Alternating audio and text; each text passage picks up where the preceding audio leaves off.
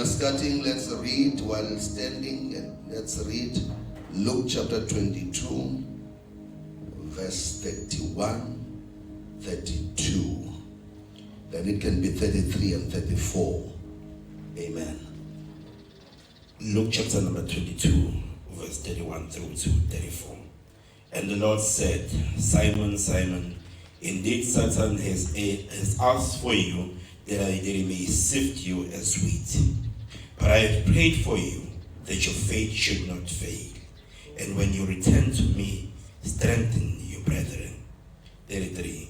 But he said to him, Lord, I am ready to go with you, both to prison and death. Then he said, I tell you, Peter, the rooster shall not crow this day before will deny 3 times that you know me.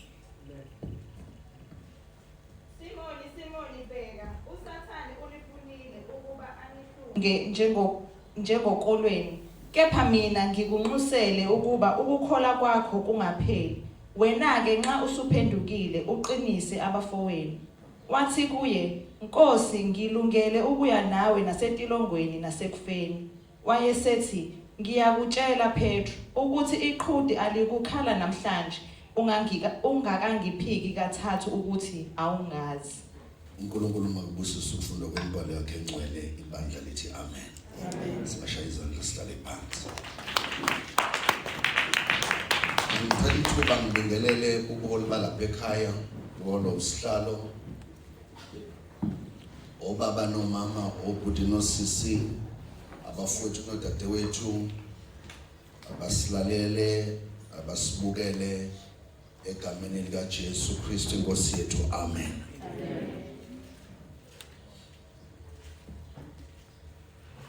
Thank you very much for coming from Swaziland. Siyabonga ukuvakashela.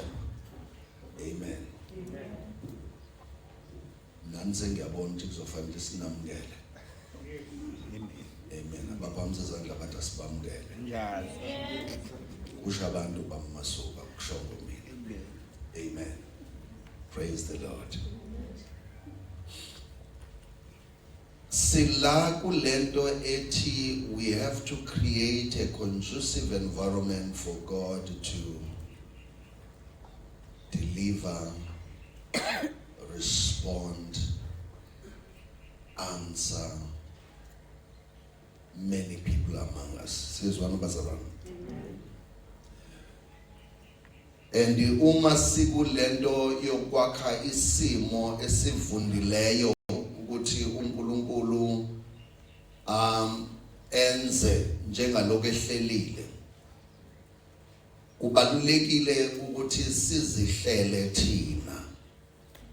Uma sizihlela thina, sizihlela ngendlela ezokwenza ukuba sime endaweni uNkulunkulu angakwazi ukuthi mangabe sibona sikuyo, anganqini, angavilaphi ukusilethela lokho okufanele asilethele kona ngamunye ngamunye.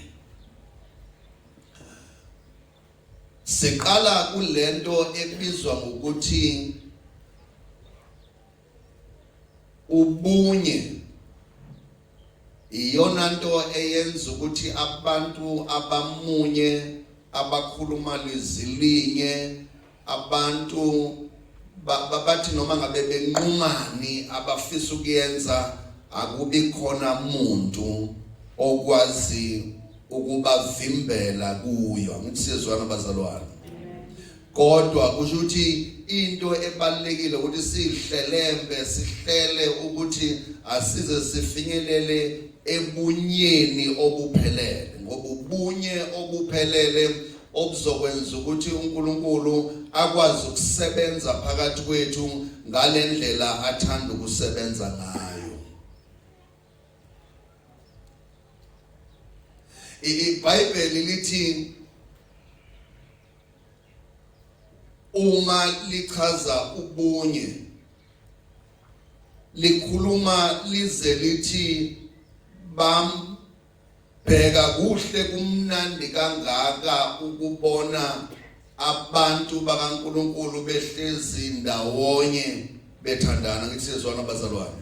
Bese lithi ngaleso senzo abasuke besenzile uNkulunkulu uyaleza isibusiso phezukwabo. Bazalwane, ngifisa ukuthi nina nonke nazi ukuthi that kind of a blessing is what we need. Angithi siyezwana bazalwane. But that kind of a blessing has a condition, and the condition yakhona ukuthi sibonakale simunye, sihleli ndawonye, sithandana. Ngithi sizwana bazalwane. Angisho mina ukuthandana njengomlomo, kodwa ngisho ukuthandana okusuka enhlizweni.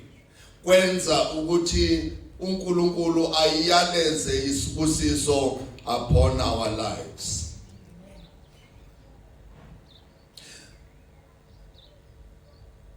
La sifunda khona iBhayibheli lithi uJesu ukhuluma noSimoni, abanye abamazi ngokuthi uPetro. Uthi kuyena lalela la. Ngizwe kahle, lalela la. Usho ukhuluma naye ngqo. Ave kumnandi ukukhuluma noNkulunkulu. Abantu ave bephakama ngemva kokuthi bekhulume noNkulunkulu. Kodwa kuyingozi ukukhuluma noNkulunkulu kanti uya immature. Uthi lalela la, ukhuluma naye ngqo. Ngifuna ungizwe kahle. Maye khuluma naye ngqo uthi kukhona into engizokwazisa yona njengoba ke kuthiwe bathi abantu uNkulunkulu sazisa izinto ezifihlakele. Angithi sezwana bazalwane. Umazisa into efihlakele uthi kuyena uSathane uncelile. I like this bazalwane. Ayikho into eyenzeka kumina uNkulunkulu engayazi. Ngiyangizwa bazalwane. Ayikho into eyenzeka kumzalwane, kumntwana kaNkulunkulu uNkulunkulu engayazi. Ngoba kuyiqiniso ukuthi uma ungene kulombuso, lo mbuso ukwenza ukuthi ufikeleke ngendlela emangalisayo. As a result, yonke into eza kuwena iza ngoba naku ivunyelwe. Ngiyangizwa bazalwane. Whatever attacks you, it won't reach unto you unless God has permitted it. Ngoba loluvikelo lwakhe luvikelo olungashintshi. Ngiyangizwa bazalwane. Akusiyena oqala okhuluma ngalolu hlobo. Kodwa siyazi ukuthi nakuJobe nabanye kwenzeka the same thing. Athi uSathane, no man, mangabe ethi uNkulunkulu uyibonile inceku yami uJob. Athi no man. Hayi, ngifana nomuntu ongambonanga ngoba angikwazi ngisho ukumthinta.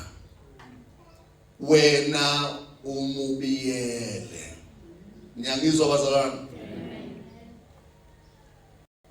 Ngiyakhala ngifisa ngithi sengathi each and every one of us angaba nesifiso, isifiso sakhe siphumelele for God ukuthi ambiyele. Ngiyangizwa bazalwane. Ukubiyelwa uNkulunkulu kuyithi ayikho into ekwazi ukulenda kuwena engazi futhi engenalo izwi kuyona. Because bonke abantu abathi bayasondela kuwena bayabhamba. Ngithi sezwana bazalwane. Uthi lana uncelile ukuba nihlunge njengokolweni. Shothi njengamafishana anihlakaze nje. Anihlakaze nje nibe inhlakanhlaka. Unicele ukuthi anihlakaze. Ngiyazi ke nini ukuthi naniyophakama kakhulu uma uzonye uNkulunkulu ekhuluma nawe uthi ekutshela nje ukuthi uSathane unicele ukuthi anihlakaze. Ubese uthi wena uhamba utshela abantu ngizwa ngoNkulunkulu ngqo. Angithi siyezwana bazalwane. Umuntu ozwa ngoNkulunkulu ngqo sometimes uyaphunyuka alahlekelane noNkulunkulu. ngoba usuke ekutshela kodwa kukhona enye into engifuna uyibambe la ebalulekile kunazo zonke. Usethi kuyena kepha mina ngikunxusela uyazi inkulu indaba wena. Unxusela uJesu canga kuba kuyinto enkulu kufana nenxusela umoya oyingcwele these days. Angithi sezwana bazalwane. Bantu abaningi mayingathi nje ngikunxusela angavela athi ngiyubani nje mina nginxuselwa kuwe. Kodwa usethi ukuba ukukholwa kwakho kungapheli. Niyangizwa bazalwane? Wena ke uma usuphendukile uqinisa abafowethu. Angithi niyalizwa lelo bazalwane before ngidlule. Wena uma usunjani usuphendukile. Oyithi noma ngakunxusela kodwa kusho ukuthi ayisazoba khona iexam ozohlangana nayo. Kodwa futhi khona ishoyo kule ndaba. Uyasho ngokwakho ukuthi uzoyifeyila le exam. Yes, I was speaking with you. Ngikunxusele kodwa ngiyabona ukuthi le exam ezayo ungenza ukuthi exam yokugcina uzoyifeyila. Ayibona ngizwa bazalwane? Ngoba kusho yena angazi kodwa kusho yena ukuthi uma usuphendukile uqinise abafowethu. It's not about God talking to you.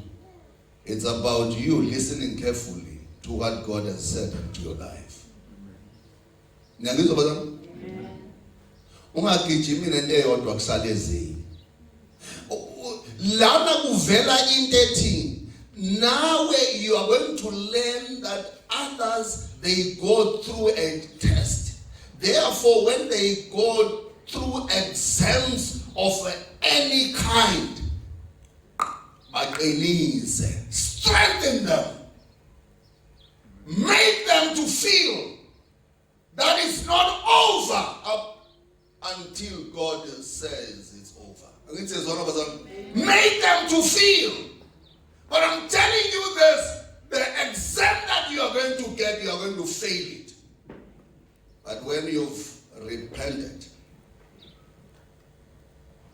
then start then to strengthen. Uyazi ukuthi lama exams esiwafailayo abantu abawazi. Ngiyangizwa bazalwane?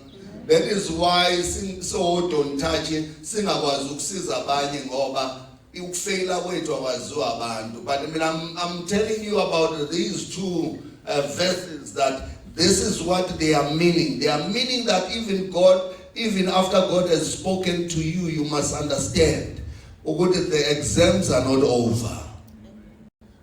And kuyenzeka uNkulunkulu aqeda ukukhuluma nawe kodwa abazi ukuthi kuyenzeka ukuthi uNkulunkulu akwethembe abazi ukuthi uzohluleka. Because ukuhluleka kwakho is to bring you ekuyithobeni ekwazini ukuthi abantu hayi ukuthi bafikwa izimo ngoba bengasile. Ngiyangizwa bazalwane? But bafikwa izimo so that wena uzokwazi ukwenza lo msebenzi omisela. Bazalwane, we are here to strengthen one another. Ngisema ngasongoze kanginalo izolo. That is why ngingabaza bayayo nabangayi. Futhi anginandaba nalokho. Ngoba ngithunyiwe kona. Ngithunywe into yodwa nje mina ngizoniqinisa. Ngithi no, it's not over up until God says it's over. Ngiyangizwa bazalwane? Into engiyithunyiwe ilena ethi ngizosho nje kwena ukuthi ungesabi ngoba uNkulunkulu unawe. Ngiyangizwa bazalwane? Into engizoyenza la mana ilena ethi no, lo ohamba naye akehlulwa lutho. Which means that if you are with him, nawe ayikho into engamelana nawe ikwehlula. Ngithi sezwana bazalwane. Izothi mina going forward ever, backward never, ngoba ngiyazi ukuthi uhamba noJehova ofohlayo. That's what I'm here for. Oh, I'm here to strengthen you. And I believe that each and every one of you is here to strengthen others. That is why I have a challenge when umzalwane osindisiwe owazana noNkulunkulu kodwa akekho in touch nabantu. Who are you going to strengthen? Who are you going to strengthen? Ngisakhuluma ngalaba ngale club yethu. Futhi ngikhuluma ngale yethu eseyidonsa iminyaka. Amen. Because when we are here to make sure ukuthi akekho shiyeka ngasemuva. Angashiyeka nje ngephutha kodwa esithunyiwe thina ukuthi sithi make sure ukuthi all who are here they remain here up until the last day. We are here for that. Amen. Amen. Amen. Going through exams and tests, different kinds of tests, doesn't necessarily mean that somebody doesn't need to reach there. We need to work hard in as far as making sure that umuntu noma ngafike seguqe ngamadolo afike sethwelwe. uGeorge Bush usenze kahle wasifundisa ukuthi you can break the record noma angabe ngisasho abanye bahluleka bathi mabekhuphuka le ntaba bathi mabehlambulukelwa yisisu bangena ehlathini kodwa yena usifundisile ukuthi no, you don't go to the bush, you continue with. Niyangizwa bazalwane akuthi mangabe kwenzeka into kuwena then you go to the bush, you stop ngoba naku sekuseba vipito phambi kwakho yathi this is cul-de-sac, no way, then you stop. But you don't stop ngoba naku konke yenzeka kuwena, you don't take it at all. Niyangizwa bazalwane, you go forward ever, backward never. The test that you are going to have, Peter, you're going to fail it. And when you fail it, uma usuphendukile. Yabona? Uhamba uqinisa abafowenu ungaphendukanga. Uma usuphendukile. Isho njalo ngithi iBhayibheli. Uma usuphendukile. Bazalwane, that is why mhlambe we are failing to strengthen our brothers and sisters because we don't take seriously lento ye repentance. Kunzima vele ukustrengthenisha another person kanti nawe ucindezelekile. That is why in the Bible uma usuphendukile. Niyangizwa bazalwane? Uma usuphendukile uyaphendukwa. Munye ngawa kayisikhombisa uvuke kayisikhombisa ngithi njalo bazalwane. Kuyaphendukwa and mase uphendukile you've got this. But you don't do it before you repent. Before I continue, let me say these things unto you quickly. iBhayibheli lithi mawehlika nayo le ndaba lithi wabe siyamtshela ethi uyabona wena manje sesiyahamba siyale kodwa uzongiphika kathathu iqhude lingakakhali. Angithi uyabona ikhonta zishilo kuyena uthe umkhulekele ukuthi ukukholwa kwakhe kungapheli ukuthi he is the one that God has entrusted him with a lot of things. Angithi sezwana bazalwane usiyamtshela ukuthi but this is something that is going to happen. Yabo yasihamba nje uzomphika kathathu iqhude lingakakhali. Webazalwane ungazishayise ngathi uNkulunkulu seqedile ngawe. Musu kuyiphathiso kwabantu ongaseqediwe ngabo ngoba siyozithola usuzihenga kanti uzihengiswa ukuthi uphilisa kwabantu ongasebeqediwe ngabo kanti akaqedwe.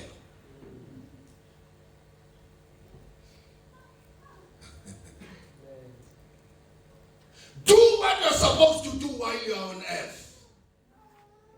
While you are within this kingdom, do exactly what supposed to do it with all your might.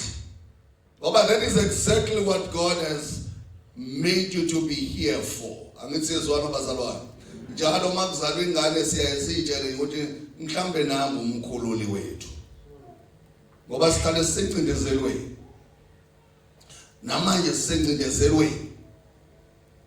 Masisencindezelweni wonke umuntu ofikayo. That is why we were against the abortion, because we were saying maybe it might happen that you abort somebody that God has sent for a specific purpose. We are crying day and night. It's not good to be in this earth, but we know what it should be good, and we know what uNkulunkulu will send somebody. Because siyazi uNkulunkulu hayi ngoba evilapha kodwa uyathanda nje ukunikeza umuntu into ethile. Angithi sezwana bazalwane. Tuzomphika iqhude lingakakhali. Uma ubheka uPeter njengoba kukhulunywa ngaye i-reality ngiyasazi story ngempela kwenzeka exactly. But listen to this. uPeter uma eqeda ukukhumbula ngoba kuthiwa kwathi mayesephika kwesithathu wabe siyambheka uJesu futhi wamtshela wathi yes, that's it. That's it. Kodwa abantu abantshela uNkulunkulu abheka nje. Babheka nje. Nalapha kathi kwethu bakhona. Ukuthi le nto imfihlo. Akekho omunye owayazi ukuthi kukhulunywe naye ukuthi uzophika uJesu kathathu iqhude lingakakhali. That is why mangabe mbheka uJesu that's it. Wabe siyakhumbula. Wabe siyahamba. Wabe siyokhala. Waphenduka. Ngayiqeda kuphenduka. The rest is history. Amen. These are the things that made Jesus ukuda pinpoint uPeter. One, uPeter wabonakala ukuthi umuntu njalo okubonakala ekulungele ukulungiswa aqeqeshelwe ukuhola. Angithi sezona bazalwane. Nazi izinto ezimbili engifisa ukuzisho ezikhombisa lo. uPeter at one stage wakwathi uyakhuluma kuMatthew chapter 16 verse 21 to 23. Wakwathi uyakhuluma uPeter, uJesu washo ngokunganakanazi wathi Sathane suka ubuye umva. Akithi sezona bazalwane. Singayichaza ngendlela eziningi leyo nto sichaza, but the truth of the matter is that uJesu wayekhuluma noPeter ngo ethi Sathane suka ngoba wayebona ukuthi uPeter uyamphazamisa. Angithi sezona bazalwane. But uPeter noma esezwile phakathi kwabantu abaningi ukuthi ubizwe uJesu ngoSathane ukube kwabo omunye wethu wayiyotha angisophinde ngihambe nale ndoda. Angithi ngisho njalo.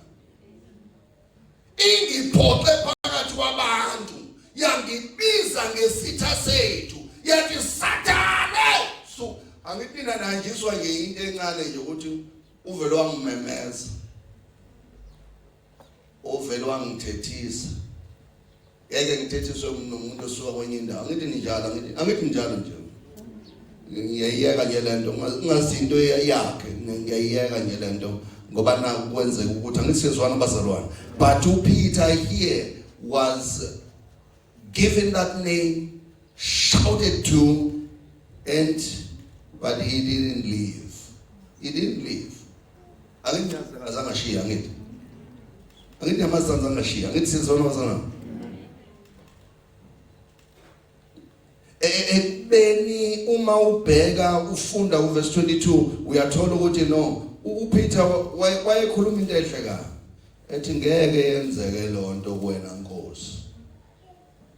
Yabona nje siyovele sihudule inkemba zethu, siyovele sishaye nanoma yini ekhona ngoba angeke kwenzeke lokho kuwe Nkosi. Evala ukufa nokuvuka kaJesu. Angithi sezwana bazalwane. Wabezethu uJesu Sathane suka umva. Endlela mmemeza ngayo kwakufanele adinwe kodwa uPeter wayazi ukuthi uma ngisuka kuye ngiyowathola amanzi okuphila. Bazalwane, sengathi singaba naloko nje emqondweni ukuthi noma ngabe ngathiwa ngithi kodwa amazwi okuphila avela kuNkulunkulu. Uma sisuka kuye siyakuphelela. Secondly, the faith that Peter had, ukukholwa ayenakho kokumangaza. Peter was with abafowabo noma abafundi kanye naye emkhunjini, but uzwakala ethi uma kunguwena Nkosi ngibize ngize kuwe. Angithi sezwana bazalwane, usho uJesu embone hamba phezukolwana.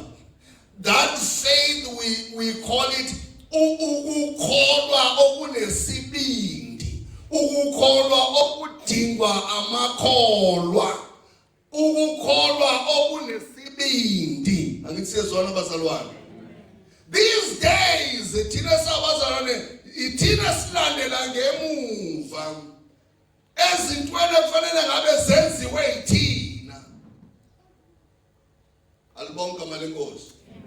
Thina lesiphenduka ama-supporters amatshe, ngoba lithi iBhayibheli uma nithula nina uNkulunkulu uyokwenza amatshe akhulume. Angithi siyezwana bazalwane.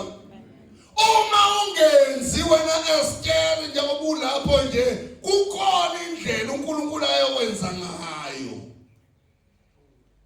That's the life we are living. We are doing nothing. Asinabo ukukholwa okunesibindi. Izinto siyazibona kodwa siyesaba. Even though sitshelana ukuthi 365 in the Bible has these words, fear not. Mangase ngimbuze nje, ukwesaba kugijima imithambo yenu. Ngiyangizwa bazalwane. Iyayithi into noma wrong uyiye uthi.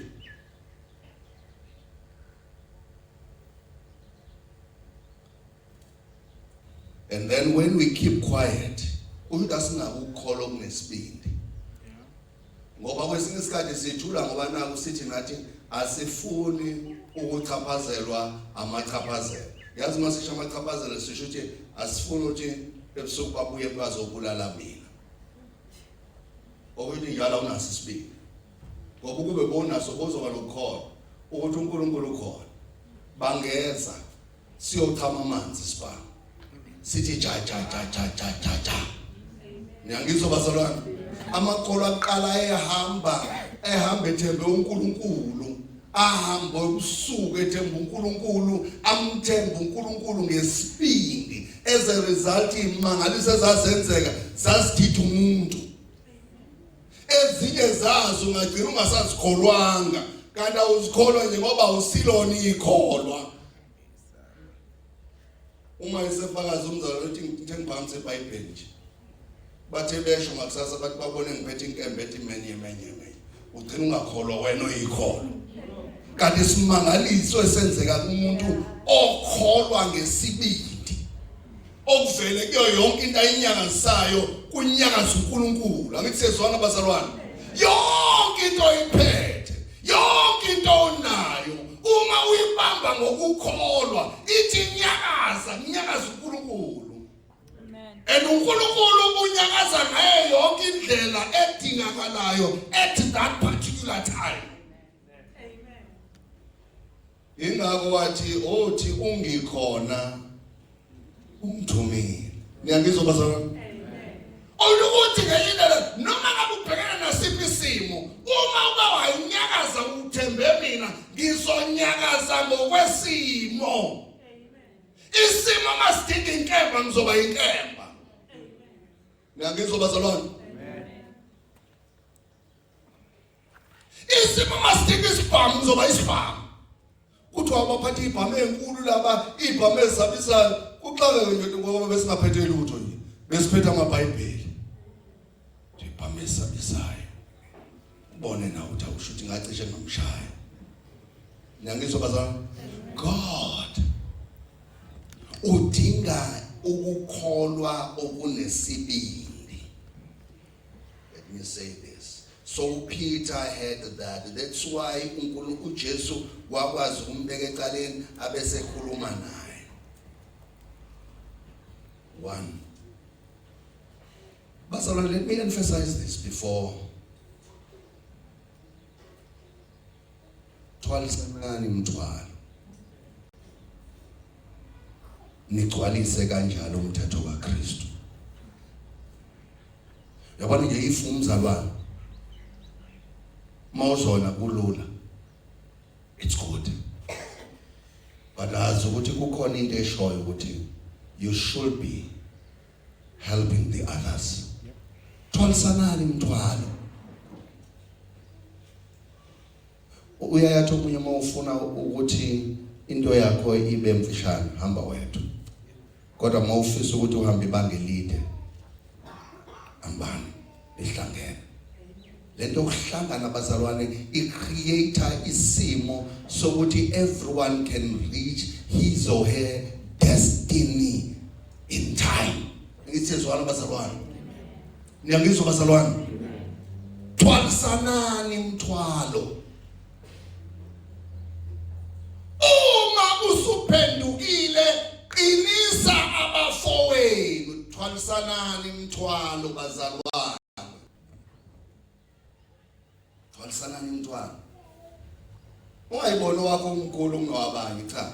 Awukho umkhulu kunawabanye. Kodwa iqiniso lithi you are given an opportunity ukuthi ukwazi ukulekelela komunye, naye alekelele kuwe, nawe ulekelele komunye, naye alekelele kokunye. Angithi siyezwana bazalwane.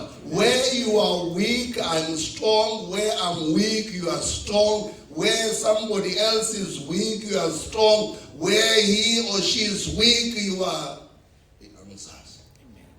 Angizazi kodwa akungalutho senizwile into.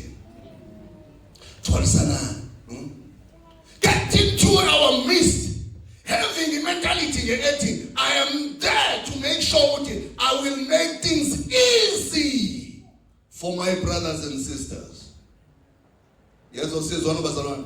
That is why you are not going to fight with us, because it's not us, it's something that is giving us a challenge. Fight with something that is giving us a challenge, because that on its own, be like David, man. David didn't fight with his brothers.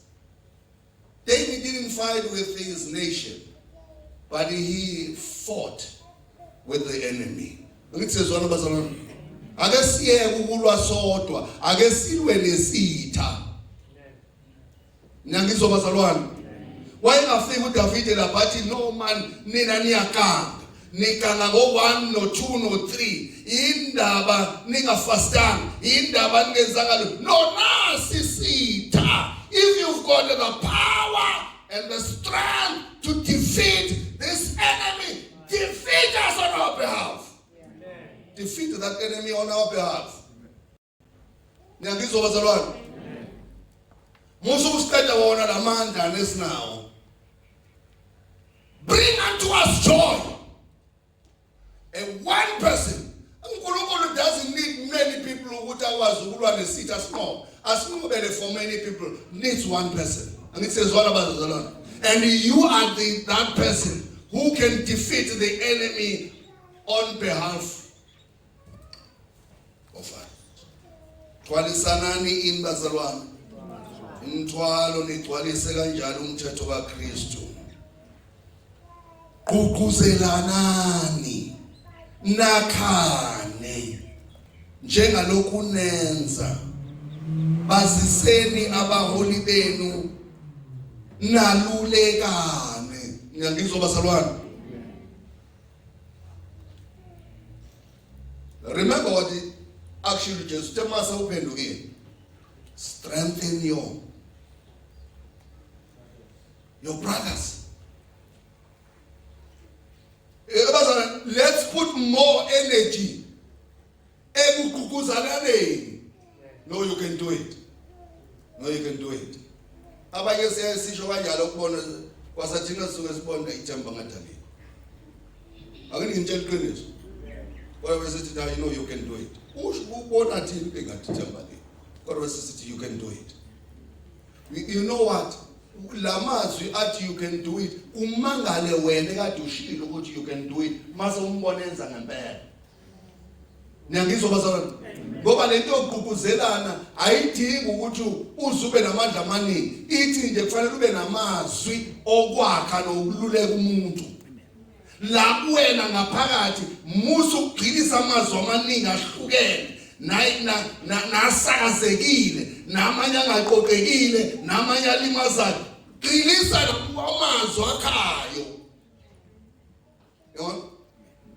Niyangizwa bazalwane? Amazwi akhayo aphume noma ngabe kuthiwa wena isimo asivumi.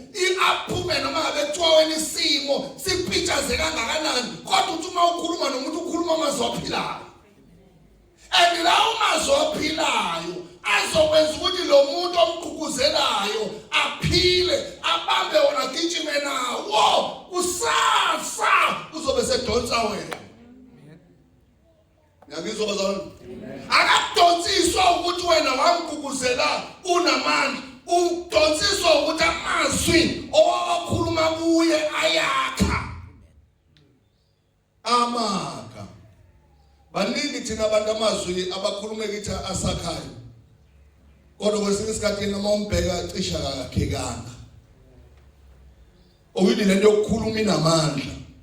Awungenifisela bazalwane sengathi nina phakathi kwenu nonke nje ungacreator in you ukuthi konke okubongekayo, okutusekayo, okuhle makuqhamukela kuwe. Kuqhamuke noma ngabe ucindezeleke kangakanani. Ngoba kuzokwakho umuntu kumqhuquzela ukuthi afike nala ebese kanda akasazukwazi ukufinyelela khona. That's what we are here for. Ngiyangizwa bazalwane? Asikhonelanga nje ukunyathelana, sikhonela ukusizana. Sikhonela ukuqhuquzelana. 1 Thessalonians chapter 5 verse 11. The Bible says, Ephesians chapter 4 verse 32, maniphathane ngobumnene, nizwelane, nithethelelane, njengoba noNkulunkulu wanithethelela kuKristu. Amen. Phathanani ngobumnene basa. Phathanani ngobumnene. Phathanani ngobumnene. We are creating a conducive environment for God to respond unto your cries. Phathanani ngobumnene. Amen. Bingelela. Valelisa. Bonga. Xolisa. Xoxa. Amen. Angithi siyazwana bazalwane. I can see in you what? Of the Lord. Yes. The love of the Lord. Yes. I can see in you the glory of the Yes, I can see in you the glory of the Lord. We must learn. How can we do that when you meet somebody? Uthi ngiyabona la kuwena kaZimlo kaNkulunkulu. Ngiyabona la kuwena kaZimlo kaNkulunkulu. Amen. Ayabona usho ungayibo. Obuyibamba ngokhola. Ngiyabona la kuwena inkazimulo kaNkulunkulu. Yes. Inkazimulo kwabantu bazalwane kaNkulunkulu. Eyibona la kuwena inkazimulo kaNkulunkulu. Angithi phela ukuthi siyibone inkazimulo kaNkulunkulu kunalento.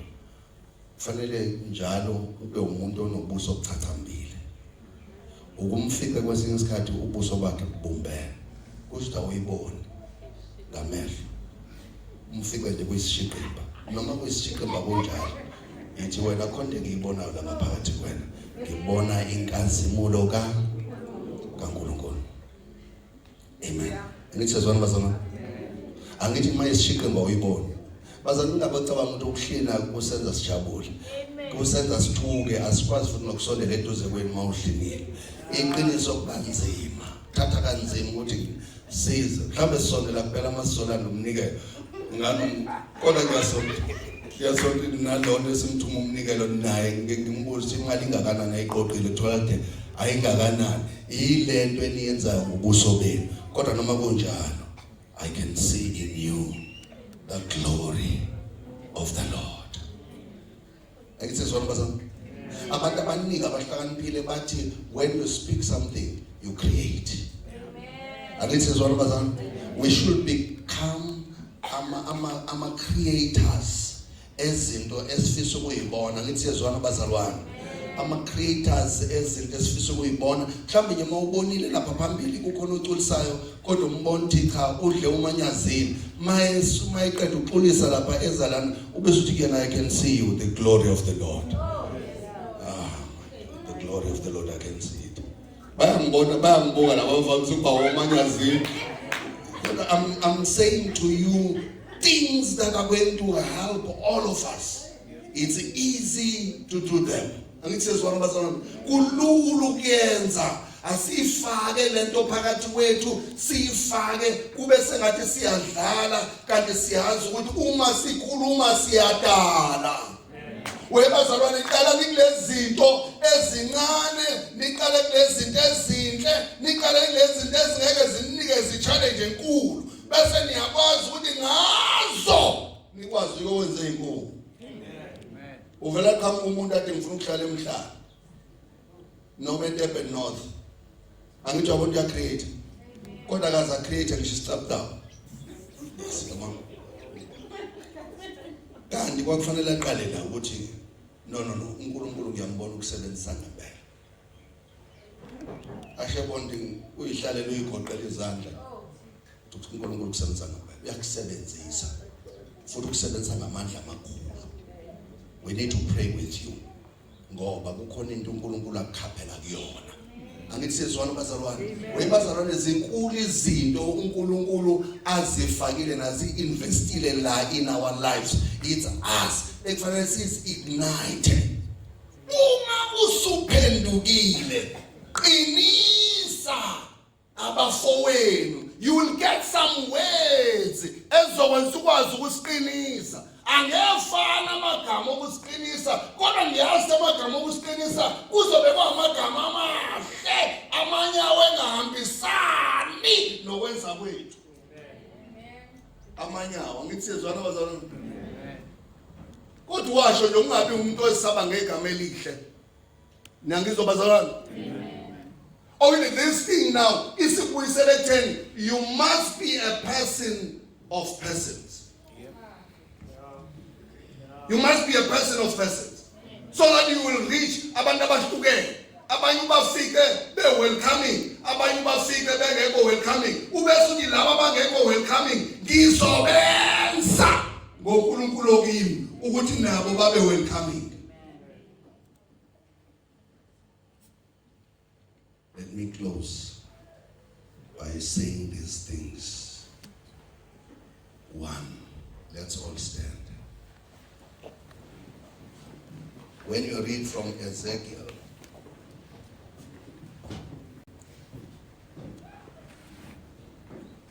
chapter 36, verse 26 and 27, as we close. The Bible says, ngiyakunika inhliziyo entsha ngifake umoya omusha ezibilini zenu.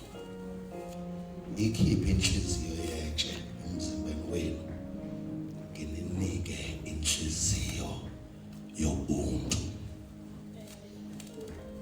Verse 27, ngiyakufaka umoya wami ezibilini zenu ngenze ukuba nihambe ngezimiso zami.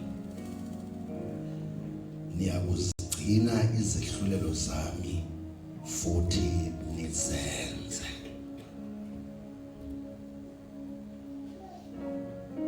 This is our prayer as I close. Khishwa kwenhliziyo yentshe, kufakwe inhliziyo yobuntu.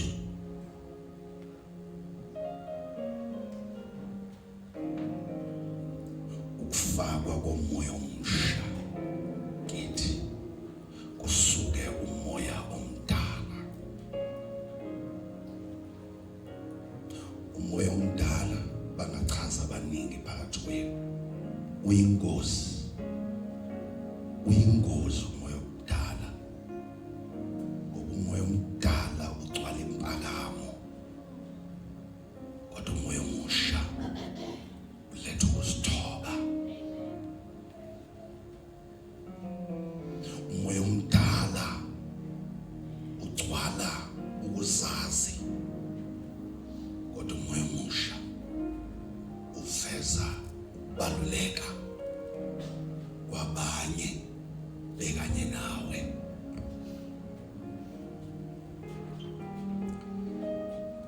This should be our cry. Siwentsha umoya omusha kuphuma inhliziyo entsha. Inhliziyo entsha yenza lezinto ezimbili. In summary, uyahluleka ukuthanda abantu futhi nabantu bayahluleka ukukuthanda. Ukuze umuntu ethi angazi ngasogcina senze njani. Ukumuzwa umuntu esho njalo bazana. Ngiyakunikeza ngithi athi angazi sogcina senze njani kade sawo ukuthi unenhliziyo entsha. Inhliziyo yakho ilukhuni ibambene uhleka sengathi isimanga kodwa inhliziyo ibambene yenza ukuthi ungakwazi ukuthanda abantu, yenza ukuthi kwasawela nabafisa ukuthanda abantu bazokwenza njani. Niyangizwa bazalwane? uNkulunkulu asisize phuma inhliziyo entsha. Kungena inhliziyo entsha, kungena umoya omsha. Lezinto zonke kade ngizisho awukwazi ukuzenza kahle uma inhliziyo yakho itsha, ngoba khona lilodwa into ekwazi ukutshaleka kuyo, kodwa inhliziyo yakho mangabe intsha umoya kaNkulunkulu uphezu kwakho, kuba lula. Lize lithi iBhayibheli mawufunda mawuqhubeka lithi ukunikeza inhliziyo yobuntu. Ngiyangizwa bazalwane, let's cry for ukuthi sibe nobuntu ebantwini. Ukuzibuze na uma uhlele ekhaya ukuthi ngabe ubuntu yini lobu engibenzayo. How can God gives me people and I fail to show ubuntu kubo? I said to you as I close, it's very painful ukuthi abazana baye babizele kuKristu kodwa ungabafici kuKristu. Whereas you were called by abantu to a certain place and you left people in a certain place. Uthi mangabe sowuphindele ebantwini bathi uphindele ezintweni zakho. That they needed to welcome you in Christ and stay with you in Christ and mentor you in Christ and make sure that you become strong in Christ. But because the power don't care, they don't find anybody. But oh hey, kulaba abakhubekisayo. Albonga malenkosi siphamisa izandla zethu. uNkulunkulu sengathi ungavuka empilweni yakho afake inhliziyo yobuntu, afake umoya omsha, afake inhliziyo entsha.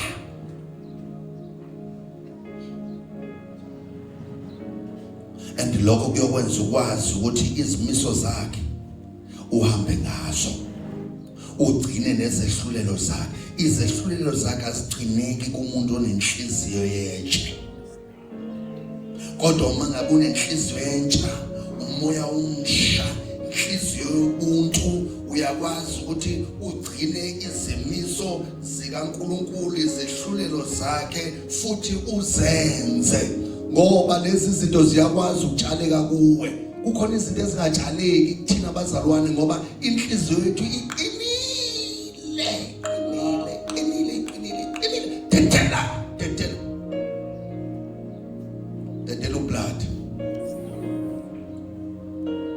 Siphakamise izandla zethu. Baba egameni likaJesu.